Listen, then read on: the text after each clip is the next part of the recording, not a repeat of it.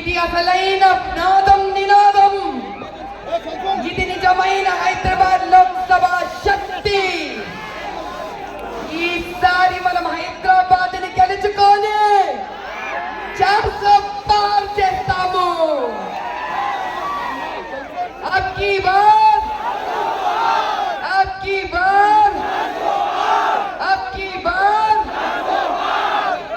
మన భాగ్యలక్ష్మి అమ్మవారి దయ వల్ల, మన ఉజ్జయిని మహంకాళి శక్తితో ఈసారి హైదరాబాద్ లో కమలం పువ్వుని వికసించేటట్టు చేస్తాము.